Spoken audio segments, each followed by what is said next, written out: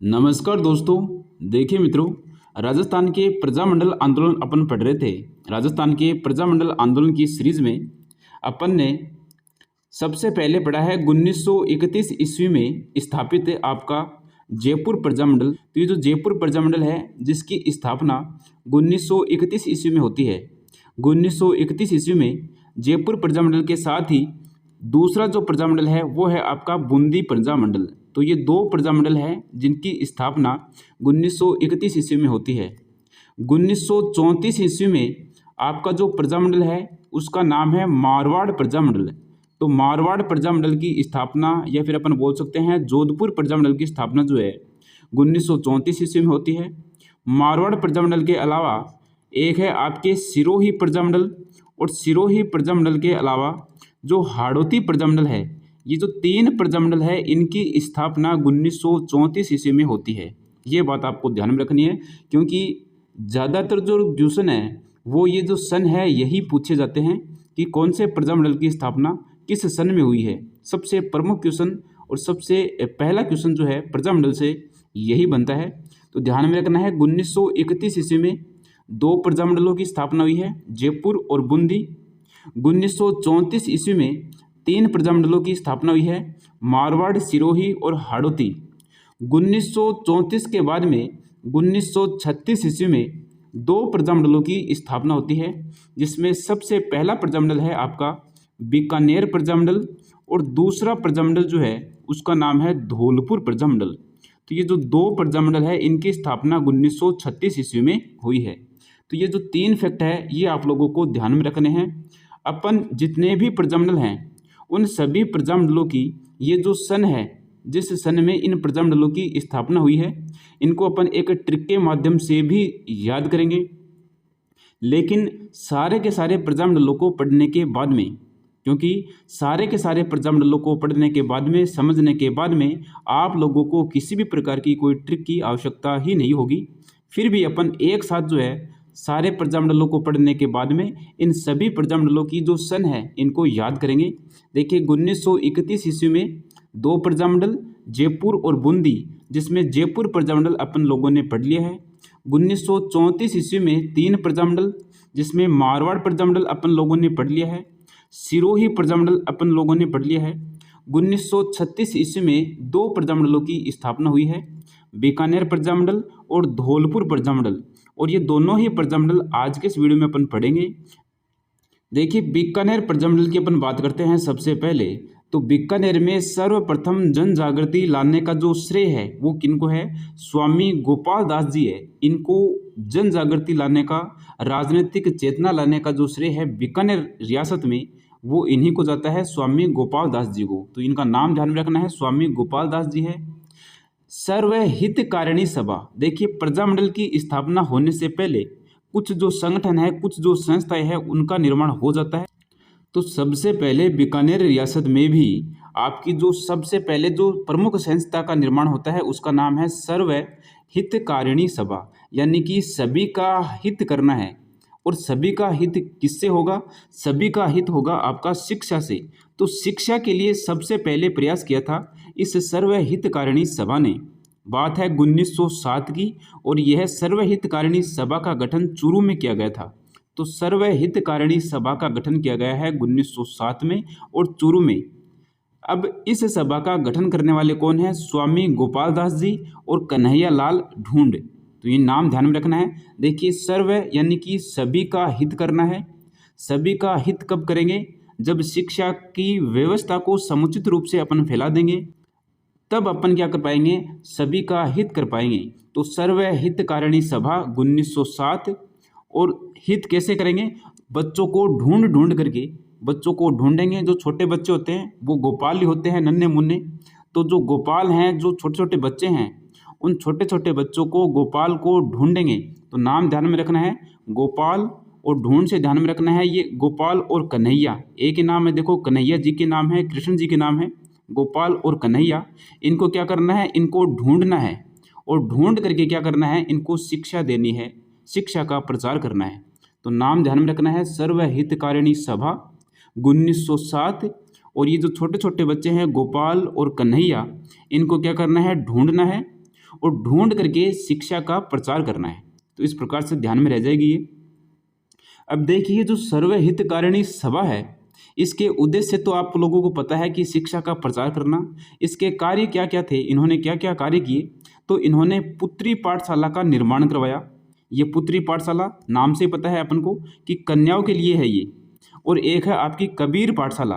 तो कबीर पाठशाला जो है दलितों के लिए, क्योंकि दलितों के लिए शिक्षा की व्यवस्था नहीं थी, तो दलितों के लिए शिक्षा की व्यवस्था करने के लिए इस सर्वहितकारिणी सभा ने कबीर पाठशाला का भी निर्माण किया। तो ये सबसे पहली संस्था है, सबसे पहला संगठन है जिसने बीकानेर रियासत में राजनीतिक जनजागृति, राजनीतिक चेतना लाने का काम किया था। सर्वहितकारिणी सभा ने 1907 में स्थापित है। अब देखिए सद्विद्या प्रचारिणी सभा, वो सर्वहितकारिणी सभा है और ये है सद्विद्या प्रचारिणी सभा। 1920 में इसकी स्थापना हुई थी और इस सभा के द्वारा धर्म विजय और सत्य विजय नामक नाटक जो थे वो अभिहित किए गए थे, वो दर्शाए गए थे। तो इन्होंने भी राजनीतिक चेतना लाने का काम किया था, सद्विद्या प्रचारिणी सभा। तो सबसे पहली सभा है उसका नाम ध्यान में रखना है, वो है आपकी सर्वहितकारिणी सभा।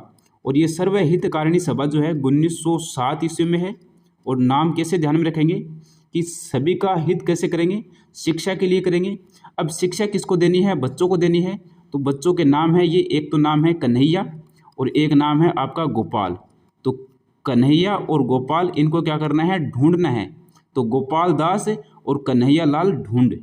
फिर है सद्विद्या प्रचारिणी सभा, 1920 में इसकी स्थापना हो जाती है। 26 जनवरी 1930 को धर्म स्तूप, ये धर्म स्तूप क्या है, चूरू का सर्वोच्च शिखर है। तो इस चूरू के सर्वोच्च शिखर पर तिरंगा फहराया गया यहाँ के राजनीतिक कार्यकर्ताओं के द्वारा, जिनमें प्रमुख थे आपके स्वामी गोपाल दास जी और चंदनमल बहड़। तो इनके द्वारा क्या किया गया, इनके द्वारा चूरू के सर्वोच्च शिखर पर, जिसका नाम है धर्म स्तूप, तो इस धर्म स्तूप पर तिरंगा फहराया गया था। देखिए तिरंगा फहराया गया है ये कहाँ पे, बीकानेर रियासत में। बीकानेर रियासत जो है अलग देश है, वहाँ का जो ध्वज है वो अलग है। और ये ध्वज फहरा रहे हैं भारत देश का। ये तिरंगा किसका है, भारत देश का है। तो यानी कि जन जागृति का काम कर रहे हैं, राजनीतिक चेतना का काम कर रहे हैं। बात है 26 जनवरी 1930 की। धर्म स्तूप पर तिरंगा फहराया गया था स्वामी गोपाल दास जी और चंदनमल बहड़ के द्वारा। अब 1931 ईस्वी में द्वितीय गोलमेज सम्मेलन होता है, कहाँ पे, लंदन में। और इस द्वितीय गोलमेज सम्मेलन में जो लंदन में हो रहा था, यहाँ पे अध्यक्ष थे लॉर्ड सेंकी। और इस सम्मेलन में बीकानेर के जो महाराजा थे जिनका नाम था गंगा सिंह, ये भी भाग लेने गए थे। देखिए बीकानेर के महाराजा जो गंगा सिंह हैं, ये तीनों गोलमेज सम्मेलन में भाग लेने गए हैं। 1930, 1931, 1932 जो तीनों गोलमेज सम्मेलन हुए हैं, उनमें ये जो बीकानेर के गंगा सिंह जो है ये भाग लेने जाते हैं तीनों में ही। दूसरे जो गोलमेज सम्मेलन है 1931 वाला, इसमें जब ये भाग लेने गए तो यहाँ पे क्या हुआ, बीकानेर कार्यकर्ताओं ने बीकानेर दिग्दर्शन नामक ज्ञापन जो है यहाँ पे सौंपा था, जिसकी अध्यक्षता कर रहे थे लॉर्ड सेंकी। यहाँ पे सम्मेलन हो रहा था लंदन में, जहाँ पे बीकानेर के महाराजा गंगा सिंह भी गए हुए थे। तो सम्मेलन में क्या होता है, जो रियासतों के राजा आते हैं, जो भी अध्यक्ष होते हैं, जो भी प्रमुख नेतृत्वकर्ता होते हैं, उनको बोलने का मौका दिया जाता है, बोलते हैं, अपना अपना जो स्पीच देते हैं। तो जब बीकानेर के महाराजा गंगा सिंह, इनका स्पीच प्रारंभ हुआ, इन्होंने स्पीच देना शुरू किया, भाषण देना शुरू किया, उससे पहले ही बीकानेर दिग्दर्शन नामक जो पर्चा था वो लॉर्ड सेंकी तक पहुंचा दिया गया। लॉर्ड सेंकी को बीकानेर दिग्दर्शन पर्चे में क्या बताया गया कि भाई बीकानेर जो रियासत है वहाँ पे गंगा सिंह जो है, इनके अत्याचार, इनका कुप्रशासन, ये सारी बातें थी इस बीकानेर दिग्दर्शन में। तो जैसे ही ये गंगा सिंह जी भाषण देते हैं, तो भाषण देने के बाद में ये बताते हैं कि हमारी जो रियासत है उस रियासत में सारी की सारी प्रजा एकदम खुशल मंगल है, सब एकदम खुशी से रहते हैं, किसी भी प्रकार की कोई समस्या नहीं है। तो ये लॉर्ड सेंकी जी कहते हैं कि भाई साहब ये क्या है, बीकानेर दिग्दर्शन जो पर्चा है वो इनको दिखाते हैं, कि बोलते हैं कि ये देखिए आपके ही रियासत के लोगों ने ये बीकानेर दिग्दर्शन पर्चा जो है पहुंचाया है, इसमें आपकी जो रियासत है उसमें कुप्रशासन को बताया गया है। तो बीकानेर दिग्दर्शन पर्चे में क्या था, महाराजा और उसके प्रशासन की आलोचना ही थी। अब ये जो महाराजा हैं गंगा सिंह जी, ये यहाँ से फिर नाराज़ हो जाते हैं, बहुत ज़्यादा इनको गुस्सा आता है, वापस अपने इंडिया में आते हैं लंदन से, और आकर के क्या करते हैं, बीकानेर षड्यंत्र अभियोग चलाते हैं, जिसके तहत बीकानेर सुरक्षा कानून लेकर के आते हैं, एक काला कानून जिनको बोलते हैं अपन, ये लेकर के आते हैं। बात है अप्रैल 1932 की। देखिए 1931 ईस्वी में ये लंदन गए थे गोलमेज सम्मेलन में भाग लेने के लिए, वहाँ पे अपनी खूब बड़ाई कर रहे थे, अपनी रियासत की बड़ाई कर रहे थे, अपने प्रशासन की बड़ाई कर रहे थे। लेकिन उसी समय बीकानेर दिग्दर्शन नामक जो ज्ञापन है लॉर्ड सैंकी तक पहुंच जाता है। लॉर्ड सैंकी इनको जो है बीकानेर दिग्दर्शन ज्ञापन इनको दिखाते हैं और बोलते हैं कि आपकी रियासत में क्या है, कुप्रशासन है, आपकी जो रियासत के जो कार्यकर्ता हैं, जो लोग हैं, वो आपके बारे में ये बातें लिख रहे हैं। अब ये जो वापस इंडिया आते हैं तो इन्होंने बीकानेर षड्यंत्र अभियोग शुरू किया, जिसके तहत इन्होंने एक बीकानेर सुरक्षा कानून लागू किया, जिसके तहत इन्होंने स्वामी गोपाल दास जी, इनको जब पता लगा कि ये लोग हैं प्रमुख जिन्होंने बीकानेर दिग्दर्शन नामक जो पर्चा है वो पहुंचाया है, तो इन्होंने क्या किया, स्वामी गोपाल दास, चंदनमल बहेड़, सत्यनारायण सराफ और खूब राम, इन लोगों को गिरफ्तार कर लिया। रघुवर दयाल ने मुकदमा लड़ा था। देखिए जब इन लोगों को गिरफ्तार कर लिया जाता है तो एक क्रांतिकारी है जिनका नाम है रघुवर दयाल, इन्होंने क्या किया, इन्होंने इनका मुकदमा लड़ा था इन नेतृत्वकर्ताओं का। तो इस बीकानेर षड्यंत्र अभियोग के तहत जो ये काला कानून आया था, फिर इसका विरोध किया गया। 17 दिसंबर 1933 को बीकानेर दिवस मनाया गया था, तो ये ध्यान में रखना है। देखिए अब अपन बात करते हैं बीकानेर प्रजामंडल की। तो 4 अक्टूबर 1936 को कलकत्ता में, कहाँ पे, कलकत्ता में, देखिए 3 प्रजामंडल ऐसे हैं जिनकी स्थापना राजस्थान से बाहर हुई है। अपन ने जब पहला वीडियो पढ़ा था उसमें भी मैंने आप लोगों को बताया था वो 3 प्रजामंडल कौन कौन से हैं, आपको एक ट्रिक से याद करना है, बी, बी और सी से। तो बी, बी, सी से अपन ने याद किया था। बी का मतलब है बीकानेर, इस बी का मतलब है भरतपुर और सी का मतलब है सिरोही। तो जो बीकानेर है, इस बीकानेर प्रजामंडल की स्थापना हुई है राजस्थान से बाहर कलकत्ता में। तो राजस्थान से बाहर कहाँ पे हुई है, कलकत्ता में हुई है। किस प्रजामंडल की, बीकानेर प्रजामंडल की स्थापना। बात करते हैं भरतपुर प्रजामंडल की। तो भरतपुर प्रजामंडल की स्थापना जो है वो हुई है आपकी हरियाणा में। हरियाणा में जो आपका रेवाड़ी है, तो रेवाड़ी में हरियाणा में जो है इस भरतपुर प्रजामंडल की स्थापना होती है। सिरोही प्रजामंडल की स्थापना जो है बम्बई में होती है। तो ये 3 प्रजामंडल हैं, इनकी स्थापना राजस्थान से बाहर होती है। तो ये पहला फैक्ट है।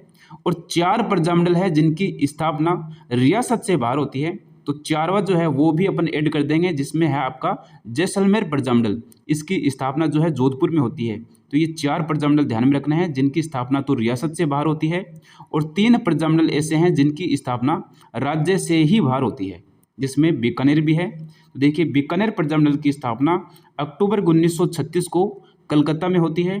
संस्थापक है आपके मग्गा राम वैद्य, इन्होंने बीकानेर की थोथी पोथी ये बुक भी लिखी थी। इस बीकानेर प्रजामंडल की जब स्थापना होती है तो अध्यक्षता करते हैं लक्ष्मी देवी आचार्य। ये नाम महत्वपूर्ण है, ध्यान में रखना है। लक्ष्मी देवी आचार्य ये जो महिला है, ये नाम पूछा गया है बहुत बार कि बीकानेर प्रजामंडल में 1936 में जिसकी स्थापना हुई है उसकी अध्यक्षता करने वाले कौन हैं, तो लक्ष्मी देवी आचार्य इसकी अध्यक्षता करने वाले हैं। बीकानेर प्रजा परिषद, देखिए बीकानेर प्रजामंडल के बाद में एक बीकानेर प्रजा परिषद नाम से संस्था बनी थी। तो 22 जुलाई 1942 को संस्थापक कौन थे, तो रघुवर दयाल गोयल हैं। फिर जो है बीकानेर दमन विरोधी दिवस मनाया जाता है अक्टूबर 1944 को। नेताजी दिवस मनाया जाता है 23 जनवरी 1946 को, और स्वतंत्रता दिवस मनाया जाता है 26 जनवरी 1946 को। उसके बाद में बीकानेर प्रजा परिषद का अधिवेशन होता है 1 जुलाई 1946 को। हालांकि यह 2 दिवसीय अधिवेशन था, 30 जून और 1 जुलाई, लेकिन 1 जुलाई को एक घटना घटित होती है, उसके बारे में आप लोगों को पढ़ना है। तो 1 जुलाई 1946 को अधिवेशन होता है जिसकी अध्यक्षता कर रहे थे सत्यनारायण सराफ। कहाँ पे ये अधिवेशन होता है, रायसिंह नगर गंगानगर में। यहाँ पे तिरंगा जुलूस निकाला जा रहा था, यानी कि हाथ में तिरंगा लेकर के और जुलूस निकाल रहे थे। तो तिरंगा जुलूस पर पुलिस के द्वारा गोलियां चला दी गई और बिरबल नामक एक युवक जो है वो इस गोलीकांड में शहीद हो जाता है। तो ये नाम ध्यान में रखना है। बिरबल जो है, बिरबल नामक एक युवक है, एक किसान है, वो यहाँ पे शहीद हो जाता है। 17 जुलाई 1946 को बिरबल दिवस मनाया जाता है। फिर अखिल भारतीय देशी राज्य लोक परिषद, जिसकी स्थापना 1927 में हुई थी, कहाँ पे? बम्बई में हुई थी। पूरे भारतवर्ष की सबसे बड़ी संस्था है, सबसे बड़ा परिषद है अखिल भारतीय देशी राज्य लोक परिषद। उसको जब इस बात का पता चलता है कि भाई बिरबल नामक एक युवक जो है वो शहीद हो गया, यानी कि युवा जो है वो शहीद हुआ है, तो फिर वो जांच आयोग का गठन करते हैं, जिसमें हीरालाल शास्त्री, गोकुल भाई भट्ट और रघुवर दयाल, ये जो 3 सदस्य हैं, इन 3 सदस्यों की जांच कमेटी बैठती है। ये जांच आयोग गठित किया जाता है अखिल भारतीय देशी राज्य लोक परिषद के द्वारा।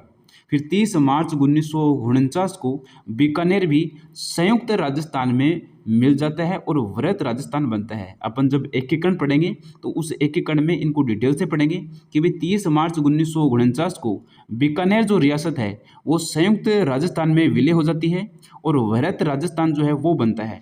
तो ये है आपका बीकानेर प्रजामंडल। बीकानेर प्रजामंडल से संबंधित जितने भी महत्वपूर्ण फैक्ट थे वो सारे अपने डिटेल से पढ़ लिए हैं। इनको बार बार रिवाइज करना है, अच्छे से नोट्स बनाना है। अब 1936 में ही बीकानेर प्रजामंडल के अलावा धौलपुर प्रजामंडल की भी स्थापना हुई थी। तो धौलपुर प्रजामंडल को अब अपन डिटेल से पढ़ेंगे। देखिए, प्रजामंडल से पहले कौन कौन सी जो संस्थाएं हैं उनका निर्माण हो जाता है। तो सबसे पहले आचार सुधारणी सभा 1910 में ज्वाला प्रसाद और यमुना प्रसाद, इनके द्वारा इस सभा का गठन किया जाता है। तो नाम ध्यान में रखना है, ज्वाला प्रसाद और यमुना प्रसाद। देखिए ये नाम कैसे ध्यान में रखेंगे, तो देखिए अपन क्या करते हैं भी, ज्वाला जो होती है, ज्वाला, ज्वाला यानी कि जोत अपन बोल सकते हैं, ज्वाला अपन बोल सकते हैं। तो इस जोत या फिर ज्वाला में अपन क्या करते हैं, जब भी धोख लगाते हैं तो क्या करते हैं, प्रसाद चढ़ाते हैं। क्या करना है आपको भी, जब भी अपन धोख लगाते हैं, धोख लगाते हैं ज्वाला के आगे, तो क्या करते हैं, प्रसाद चढ़ाते हैं। तो धौलपुर प्रजामंडल यानी कि धोख लगानी है। धोख किसके लगाएंगे भाई, ज्वाला के लगाएंगे। कोई भी देवी देवता है उसके आगे ज्वाला जलाते हैं, ज्वाला जलाने के बाद में वहाँ पे प्रसाद चढ़ाते हैं। तो धौलपुर से ध्यान में रखना है, धोख लगानी है। धोख किसके लगाएंगे भाई, ज्वाला के आगे लगाएंगे, और ज्वाला के आगे धोख लगा करके फिर अपन क्या करेंगे, प्रसाद चढ़ाएंगे। तो धौलपुर प्रजामंडल में ये 2 व्यक्ति जो है महत्वपूर्ण है, ज्वाला प्रसाद और यमुना प्रसाद। तो सबसे पहले क्या करेंगे, ये सबसे पहले आचार सुधारणी सभा का गठन करेंगे। उसके बाद में आर्य समाज 1911 में, देखिए 1910 में तो आचार सुधारणी, 1911 में आर्य समाज का गठन किया जाता है। किनके द्वारा, वापस वही है, धौलपुर में ज्वाला है और यमुना प्रसाद है। स्वशासन आंदोलन 1918 में स्वामी श्रद्धानंद जी के द्वारा इस आंदोलन की शुरुआत की जाती है। तो देखिए, स्वशासन आंदोलन, श्रद्धानंद जी। फिर है नागरी प्रचारणी सभा 1934 में धौलपुर में। हिंदी को बढ़ावा देने के लिए इस नागरी प्रचारणी सभा का गठन किया जाता है। इसमें प्रमुख जो व्यक्ति है वो है आपके ज्वाला प्रसाद और जौहरी लाल। तो देखिए वापस जो है आपकी ज्वाला है जो आ चुकी है। धौलपुर प्रजामंडल में सबसे प्रमुख व्यक्ति जो है वो यही ज्वाला प्रसाद है।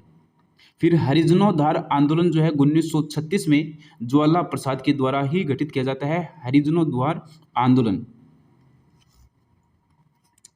धौलपुर प्रजामंडल जो है इसकी स्थापना 1936 में की जाती है। संस्थापक कौन है, तो कृष्णदत्त पालीवाल है, ज्वाला प्रसाद है, जौहरी लाल है, ये प्रमुख व्यक्ति है। देखिए ज्वाला प्रसाद के अलावा यहाँ पे कृष्णदत्त को भी ध्यान में रखना है। तो कृष्ण जी की पूजा कर रहे हैं। अब ये भी समझ में आ गया कि किसके आगे ज्वाला चढ़ा रहे हैं अपन, कृष्ण जी है। तो कृष्ण जी के आगे ज्वाला है, कृष्ण जी के आगे क्या है, अपन ने सबसे पहले ज्वाला की। अब इस ज्वाला के आगे क्या करना है, अपन को प्रसाद चढ़ाना है। तो ये नाम ध्यान में रह जाएगा सारे के सारे कि धौलपुर प्रजामंडल यानी कि अपन को धोख लगानी है। किसके आगे, कृष्ण जी के आगे धोख लगानी है। तो कृष्ण जी से नाम ध्यान में रखना है कि कृष्णदत्त पालीवाल। अब धोख लगाने के लिए क्या करेंगे, ज्वाला करेंगे, अपन ज्वाला करेंगे और ज्वाला करके अपन क्या करेंगे, प्रसाद चढ़ा देंगे। अब ये जो धौलपुर प्रजामंडल है इसका मुख्यालय है तसीमो गांव। तो इस तसीमो गांव में 11 अप्रैल 1947 को एक कांड हो जाता है, उसी को अपन बोलते हैं तसीमो कांड। यहाँ पे क्या होता है, सार्वजनिक सभा हो रही होती है और इस सार्वजनिक सभा पर पुलिस के द्वारा गोलियां चला दी जाती है, जिसमें छत्र सिंह और पंचम सिंह ये जो दो व्यक्ति हैं ये शहीद हो जाते हैं। तो ये है आपका तसीमो कांड। देखिए इस समय जो धौलपुर के शासक थे वो थे उदयभान सिंह। बाद में आगे जो है 18 मार्च 1948 को मत्स्य संघ जब बनता है उसमें धौलपुर शामिल हो जाता है। एकीकरण अपन पढ़ेंगे उसमें देखेंगे सबसे पहले जो है संघ बनता है वह यही बनता है मत्स्य संघ 18 मार्च 1948 को। और इस मत्स्य संघ में 4 प्रमुख रियासतों का विलय होता है। 4 प्रमुख रियासतें कौन कौन सी है अपन ट्रिक से याद करते हैं, ए, बी और सी और डी, ये 4 रियासतें हैं। ए का मतलब है अलवर, बी का मतलब है भरतपुर, सी का मतलब है करौली, डी का मतलब है धौलपुर। तो ये जो धौलपुर रियासत है ये और इसके साथ में अलवर, भरतपुर और करौली, ये 4 रियासत जो है ये मिलकर के और मत्स्य संघ का निर्माण करते हैं। सबसे पहले यही बनता है आपका एकीकरण में 18 मार्च 1948 को। तो ये है आपका धौलपुर प्रजामंडल और बीकानेर प्रजामंडल। आज के इस वीडियो में बस इतना ही। अब मिलते हैं अपन नेक्स्ट वीडियो में एक नए टॉपिक के साथ में। धन्यवाद।